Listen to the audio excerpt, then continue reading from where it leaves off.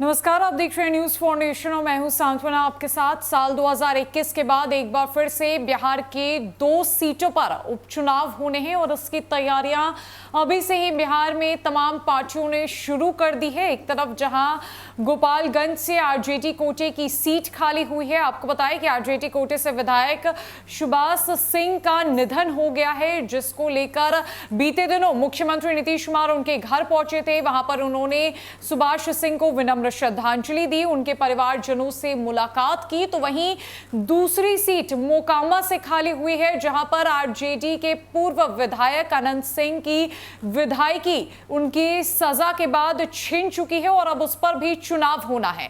एक तरफ जहां मोकामा में अनंत सिंह का दबदबा है और ऐसा माना जा रहा है कि आरजेडी अगर वहां से अपने उम्मीदवार को खड़ा करती है तो वहां से आरजेडी की जीत सुनिश्चित है। लेकिन वहीं दूसरी तरफ जहां बीते कई सालों से गोपालगंज पर आरजेडी परिवार का कब्जा रहा है, खासकर लालू परिवार का कब्जा रहा है। आरजेडी सुप्रीमो लालू प्रसाद यादव गोपालगंज से ही आते हैं। तो वहीं माना जा रहा है कि अब जो लड़ाई है वो सीट को लेकर लड़ाई है बिहार की महागठबंधन सरकार के अंतर्गत भी, और वहीं दूसरी तरफ बीजेपी पूरी तरीके से तैयारी में है महागठबंधन सरकार को एक बार फिर से टक्कर देने के लिए। दरअसल मोकामा पर तो अनंत सिंह के प्रभाव के कारण आरजेडी की जीत सुनिश्चित मानी जा रही है। वहीं गोपालगंज सीट पर स्थिति स्पष्ट नहीं है।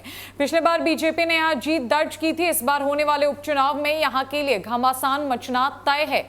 इसे बैटल ऑफ गोपालगंज का नाम दिया जा रहा है। विधायक सुभाष सिंह के निधन के बाद खाली हुई सीट पर चुनाव हुआ तो महागठबंधन की ओर से एक नहीं कई दावेदार होंगे। दरअसल मोकामा सीट पर तो सत्ता पक्ष की ओर आरजेडी की उम्मीदवारी लगभग तय है। अनंत सिंह आरजेडी के टिकट पर इस सीट से जीतते आ रहे हैं। अब उनकी सदस्यता समाप्त होने के बाद उपचुनाव होना है। ऐसे में सीट पर आरजेडी ही उम्मीदवार उतारेगा, ऐसा तय माना जा रहा है। हालांकि असली चुनावी लड़ाई होगी गोपालगंज में। विधानसभा चुनाव साल 2020 में गोपालगंज सीट से चौथी बार विधायक चुने गए सुभाष सिंह हर बार बीजेपी के ही उम्मीदवार के रूप में चुनाव लड़े हैं। सुभाष सिंह हर बार आसानी से जीत हासिल करते आ रहे हैं। साल 2020 के चुनाव में महागठबंधन की ओर से कांग्रेस ने आसिर गफूर को उतारा था। नतीजा जो आया उसमें सुभाष सिंह ने एक तरफा जीत दर्ज की थी। दूसरे नंबर पर रहे साधु यादव बहुजन समाज पार्टी के उम्मीदवार थे। जीत का अंतर 36,000 वोट था, जबकि आसिफ गफूर को लगभग 36,000 ही वोट मिले थे। इसके बावजूद यह सीट जब मुख्य चुनाव में कांग्रेस के पास थी, ऐसे में इस बार उपचुनाव में भी कांग्रेस का दावा मजबूत ही है।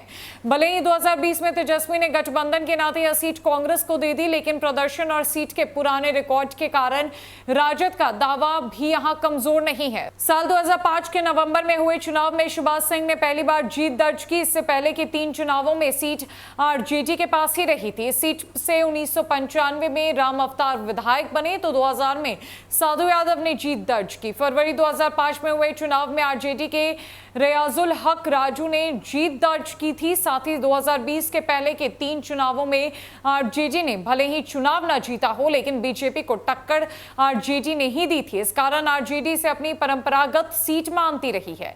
इधर गोपालगंज विधानसभा सीट से जदयू का शुरू से ही कोई लेना देना नहीं रहा है। इस सीट से जदयू ने कभी चुनाव नहीं लड़ा। साल 2015 में पहली बार महागठबंधन में जदयू शामिल हुआ था, तब भी गोपालगंज सीट आरजेडी के खाते में ही आई थी। इस बार बैकुंठपुर के पूर्व विधायक मंजीत सिंह गोपालगंज सीट से भाग्य आजमाने की तैयारी कर रहे हैं। वैसे इस पर ना तो अभी तक मंजीत सिंह ने कुछ कहा है और ना ही महागठबंधन के किसी दूसरे नेता ने।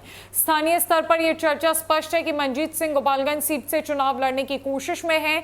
दरअसल 2 बार विधायक रहने के बाद बैकुंठपुर से महागठबंधन के उम्मीदवार के रूप में 2015 में मंजीत सिंह को बीजेपी मिथिलेश तिवारी ने हराया, जबकि 2020 में निर्दलीय चुनाव लड़कर वे आरजेडी के प्रेम शंकर से हार गए। अब प्रेम शंकर बैकुंठपुर से विधायक है तो आरजेडी के ही हैं।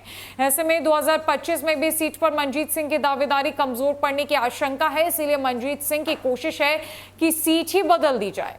एक तरफ जहां गोपालगंज सीट बीजेपी कोटे से खाली हुई है, यानी कि बीजेपी कोटे के विधायक सुभाष सिंह का निधन हुआ है, जिसके बाद गोपालगंज सीट पर उपचुनाव होने हैं। वहीं दूसरी तरफ मोकामा के अनंत सिंह को सजा सुनाए जाने के बाद उनकी विधायकी छिन चुकी है, जिसके बाद मोकामा में भी उपचुनाव होने हैं। अब ऐसे में देखना यह है कि महागठबंधन की इस नई सरकार के अंतर्गत जब उपचुनाव का ऐलान होगा तो कितने दावेदार अपनी दावेदारी पेश करेंगे, और ये देखना काफी दिलचस्प होगा कि आखिरकार महागठबंधन की सरकार किस उम्मीदवार को गोपालगंज सीट से जगह देती है। फिलहाल के लिए इस अपडेट में इतना ही। नमस्कार।